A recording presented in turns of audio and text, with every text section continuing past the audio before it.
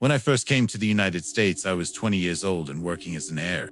I didn't have much experience, but I was eager, also very nervous.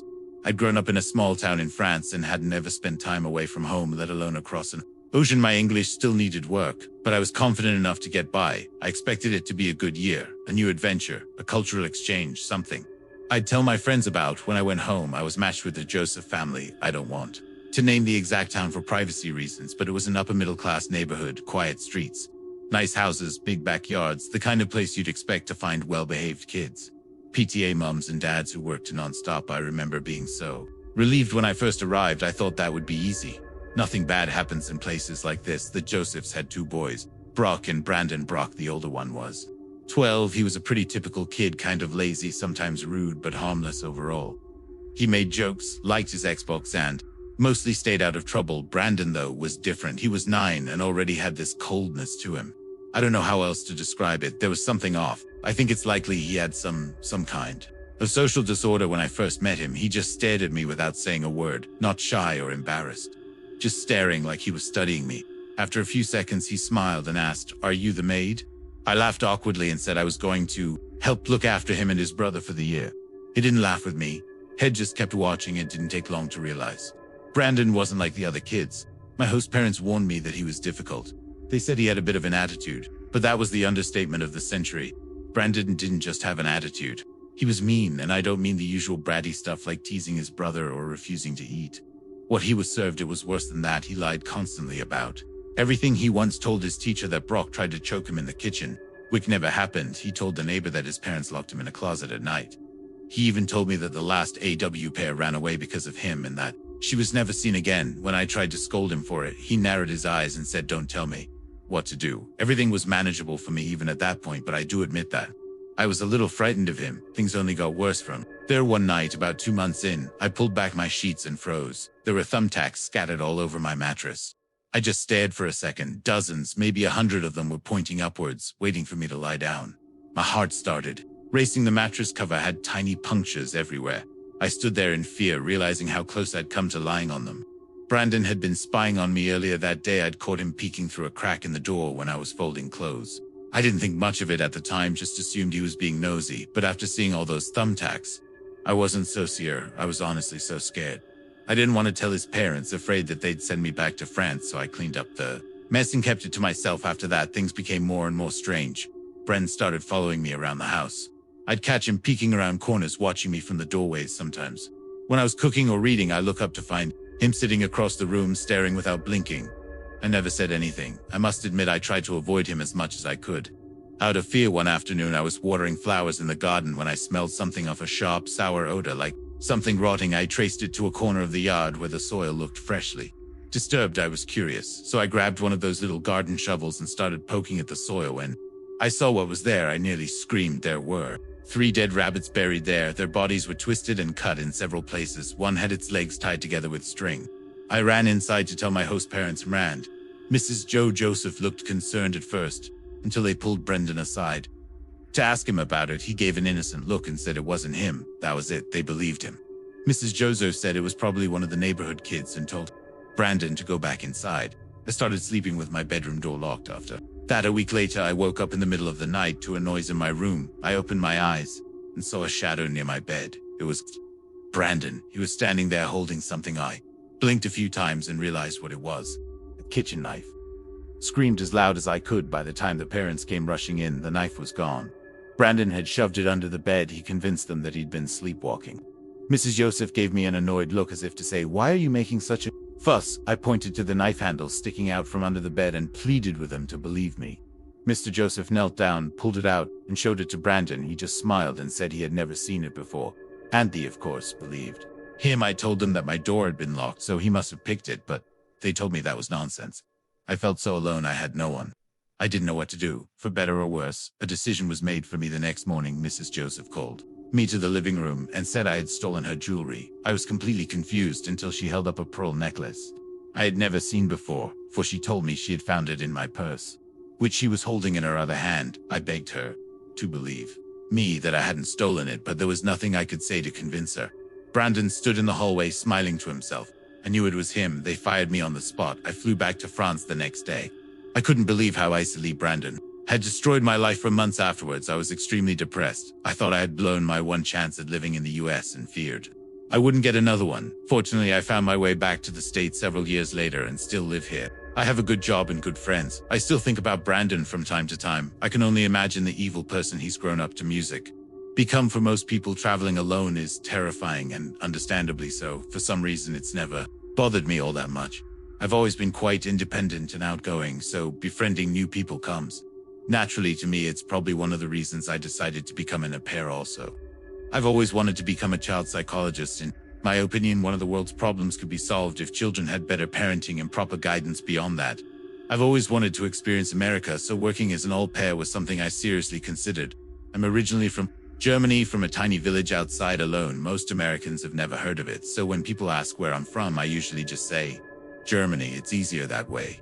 Before you say anything, I believe that my English is rather good, or so I'm told. It's gotten considerably better since living in the US, and people are often impressed by it. My father is originally from the UK and did everything in his power to ensure that my English was as good as my German, if not better. I'm not sure if they have them here in the US, but at an electronic dictionary growing up that doubled as a translator. I remember messing around with it a ton as a kid, plugging in words and translating them with my dad. I also read like crazy when I was younger, which I think definitely helped me anyway. My host family lives in a wealthy suburb in Northern California. Their house is unbelievable. You might think living here would be lonely, but the agency does a great job of connecting nearby au pairs, so I immediately clicked with a few girls in the surrounding neighborhoods. My best friend here is an American girl named Jennifer. She's great. She's like me, but a little louder and a little taller. We've been inseparable since we met. We're both here for the same reasons, working Gexplung and trying to make the most of our time abroad. There's a huge college campus nearby, and it's pretty much the only decent place to go out that isn't a $100 Uber away. Both the frat and bar scenes there are pretty good, so that's where we spend most of our weekends, I think. A lot of the guys are naturally drawn to us because of our accents and the international card gets. US pretty far. It's supposedly difficult to get into FRA parties without being in a sorority here, but we don't have much of a fun issue. The bars here are a lot more fun, though. Our favorite spot is this bar called Tap, I've noticed. Americans love giving their nights themes: Taco Tuesday, Wine Wednesday, I guess any excuse to drink. On a weekday, it's kind of funny. Tuesdays are the most enjoyable nights of the week for Jenny and I.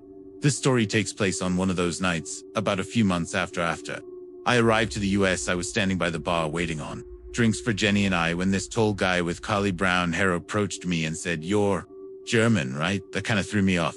People almost never guess I'm German. European, sure, but not German specifically. I don't really have distinctive German features, so anytime anyone's able to guess my nationality, it fascinates me. I laughed and told him he was right, and he introduced himself as Sebi with a confident smile. We talked for a while, and everything was very natural, I'll admit. I get approached a lot when I go out. I'm in shape, and I'm decent looking, but guys are usually kind of obvious and cheesy when they talk to me. Sebi felt different. The more we talked, the more it seemed like he was actually interested in me as a person, as opposed to just hitting on me. He knew a lot of tidbits about German culture, which was something I quite liked about him. A lot of the Americans I don't talk to don't know much about the rest of the world, so it was nice to talk to someone well-traveled, smart, and cultured. We talked and left for a while. Before I introduced him to Jenny, he smiled and waved his friend over, an Asian guy who introduced himself as Hunter. He and Jenny immediately headed off. All in all, it was a great time before the night ended. Sebi asked me for my number, and I gave it to him without hesitation. A few days later, Sebi invited me over for dinner when I got to his place. I expected him to have dinner reservations ready or something, but instead he was cooking a dish for us in the kitchen. It was quite sweet. He ended up helping him prepare the meal, and he opened a bottle of wine for us. I had such a great time that I ended up sleeping over at his apartment the next morning. I woke up and examined his room a little. Unlike most college apartments, it was quite clean. He didn't have any posters or typical decorations up, but rather a bunch of landscape pictures. His walls were covered with dozens of square photographs, all black and white, cast sea-less cities, countryside views. They all looked oddly familiar. I got up and looked at them a little more closely, realizing they all had locations printed on them. They were all from Germany. Every single one, with the exception of a picture of Monte Carlo and Monaco. Sebi had woken up by then, so I turned and asked him jokingly if he had a thing for German architecture. He laughed and told me about his dad's Arial photo collection, which he had picked some of his favorites from. I walked back towards his bed and realized there were some more pictures above his bed. My jaw literally dropped when I saw that one of the pictures was a landscape of mine. village taken from above the picture was like 20 minutes from my house. I told him this and he got rather excited, telling me what a crazy coincidence that was. I was amazed the odds of that were so slim. He then asked me a bunch of questions about my hometown, which I was happy to answer. Over the next few weeks, Sebi and I spent a lot of time together. I was working and he had class during the week, but we spent every weekend going out together. Plus Tuesdays, everything was great. He was a sweet guy and made sure I was comfortable and enjoying myself when we went out. He was also quite nice to my friends, which I appreciated. His friend Hunter turned out to be a little weird though.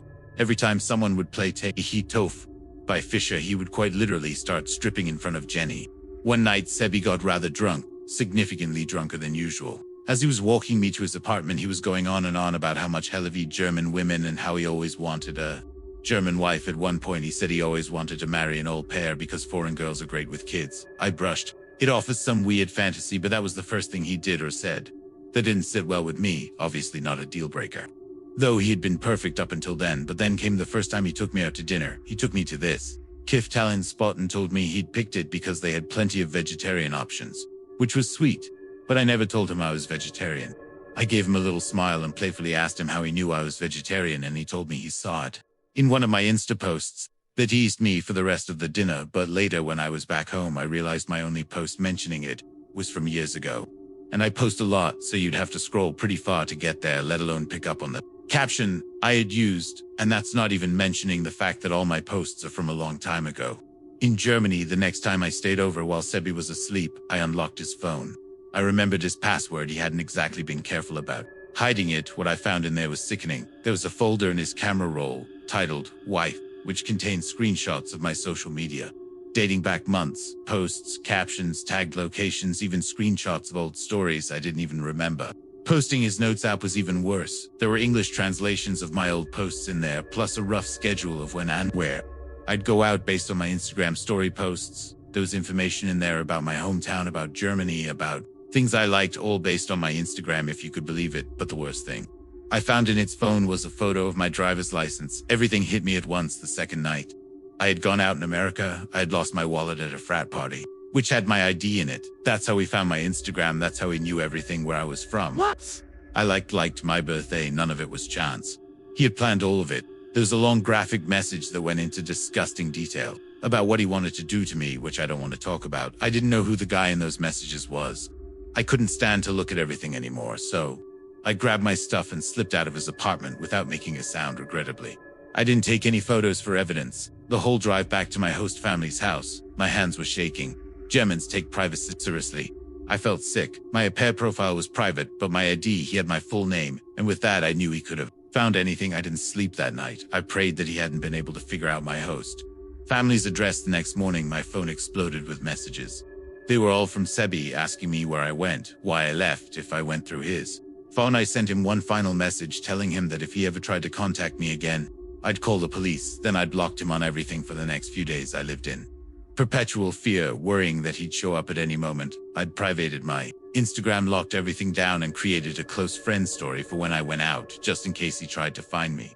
Again, thankfully he hasn't shown up yet, and it's been about 3 months since I last heard from him. Still, though, I can't help but feeling this pit in my stomach, that he knows my host family's address, and that he's planning something. I hope I never see him again, but I'll update if something else happens. Update: I hoped I wouldn't have to do this, but the past few weeks I noticed the same silver car driving up and down my host family street, sometimes just sitting across the street from their house. He's also tried to reach out to me through fake phone numbers and Instagram accounts, all within the same time. Frame the messages always just asked me to talk, but I haven't responded to any of them. All this gives me reason to believe he knows where I'm living and that I'm potentially in danger. I'm building a case to present to the police, but I've heard that they don't take this kind of thing very seriously. Luckily, my au pair commitment ends soon, so I'll be back in Germany soon. Music enough. This happened a few years ago. I've always wanted to live in Europe ever since I was a kid. It was my lifelong dream. More than anything, though, I wanted to work with kids. I've always had a way with them, and I knew ever since I was little that I wouldn't be fully content with my life if my job didn't involve caring for or teaching kids in some capacity. So when I found out I could become an au pair in France, where I could use my French from high school and be part of a family, it felt like everything was falling into place. The decision wasn't easy. I'm from Canada, and the move was a big one, but France had favorable visa options for Canadians, and it was the perfect chance to improve my French, Canada's second language. Plus, I had a few friends in Paris, so I wouldn't be entirely alone there. Money, though, was a problem. I didn't have family support. I won't get into why that's personal, but let's just say I was on my own. I couldn't afford one of those expensive agencies, so I used a free air website. Instead, not ideal, but it was all, I could manage. That's how I connected with Leah. Leah's Ed was warm and straightforward. She needed help with her 2 kids while her husband traveled for work.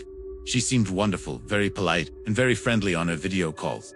She was quick to call me Sharia male, which felt different from home, but in a charming, motherly way. She asked a lot about me, how I was with kids, how I felt about family life, but didn't talk much about herself. Still, she felt genuine. I trusted her. The only thing that felt off was the kids. I asked to meet them on our calls more than once. Leah always had a reason why they couldn't join. One was then, the other was at school, where they were on a play date with a friend she promised I'd meet them the second I arrived. It felt a little strange, but I figured I'd see them soon enough. Leah sent me a formal agreement. Everything looked proper, and we agreed on my start date. I booked my flight, packed my life into a suitcase, and said goodbye to Canada when I landed at Charles Deal. Leah wasn't there. That surprised me. From everything I had heard, most host families meet their all pairs at the airport, but then my phone buzzed. It was a message from Leah telling me that she was stuck in traffic and instructing me to go to the side drop-off area where she'd have me picked up. I remember using Google Translate on her message because it sounded like she was going to have someone else pick me up, and I wanted to double check I was right, and that made me confused and a little unsettled. Despite that, I followed her instructions. A few minutes later, a car drove up and a woman approached, late 40s maybe, with short blonde hair and a bright smile. She looked nothing like Leah. She introduced herself as Leah's cousin and said, "You must be Leah's heir. She sent me to get you." I hesitated. Something felt off immediately. I asked her if I could talk to Leah and unlocked my phone. She told me that Leah was probably still driving and assured me that she'd be waiting for me at home. I called Leah anyway, and it went straight to voicemail. It didn't even ring. The woman kept telling me that I'd be fine with a huge smile on her face. I was confused, but also exhausted from the flight. And what was I supposed to do? Stand there in the airport forever? So I did what she said and got in the car. The woman kept the conversation going non-stop as we drove. She asked about my flight, my life in Canada, and if I was excited to start my new job. But when I tried to steer the conversation back to Leah or the children, she brushed it off. Just said that I'd love them and that I'd see them soon. I started to feel worse and worse about the whole situation. She was too polished, too eager to keep me talking without actually answering anything. The scenery outside began to change. I had the address in Google Maps, and the route we were taking didn't match. We were heading away from the suburbs and into what looked like an industrial-type area. I started panicking. I felt like I was in the process of being abducted. I asked her directly where we were going, and she responded lightly, calling it a shortcut again, repeating that Leah was expecting us. I felt the blood drain from my face. I knew at that point that she was lying. I told her to take me back to the airport, but she didn't answer. I told her I'd call the police if she didn't take me back to the airport, and she told me to relax, but I wasn't letting up no matter what. I said she just kept repeating herself about Leah and insisted that I was overreacting the next time. The car slowed down. I kicked the door open and jumped out onto the street. The woman didn't drive off. Instead, she kind of just looked at me like I was the one who was acting crazy. I called my mom, who told me to get away from the car, get somewhere safe, and call for help. As I was talking to my mom, I looked through the windshield and noticed the woman now on her phone, speaking rapidly in a language I didn't recognize. It wasn't French, and it definitely wasn't English. I couldn't shake the gut feeling that she was talking to Leah. There wasn't another car in sight, but under no circumstance was I getting back in that vehicle. Eventually, the driver's side door opened and the woman took a step towards me. I screamed that I was on their phone with the police, and that actually got her to stop. Without saying another word, she went back to the car, threw my suitcase onto the road, and then sped off. I got the license plate as she drove away, but I was on the verge of tears with my mom still on the phone. I ended up hitchhiking to one of my friend's houses. I honestly don't know what I would have done without that option. My friend's family helped me report everything to the police and eventually even agreed to help me with the to Canada, which I was beyond grateful for. Eventually, they updated me on what the police informed them. Apparently, there was no registered au pair family by Leah's name. The number Leah used was prepaid and untraceable. All the photos of the children were taken from the internet. Everyone I talked to about this tells me the same thing. I was moments away from being trafficked. The worst part about that whole thing was that I wasted all that money on those plane tickets and traumatized myself. Looking back, I know how lucky I am. I was away from something terrible, something I can barely let myself imagine. The whole situation was calculated from start to finish, and if I hadn't trusted my gut, I might not be here to tell the story. It took some time, but I eventually made my way back to France, this time through a verified agency. I'm hoping to eventually fulfill residency requirements and become a permanent citizen here.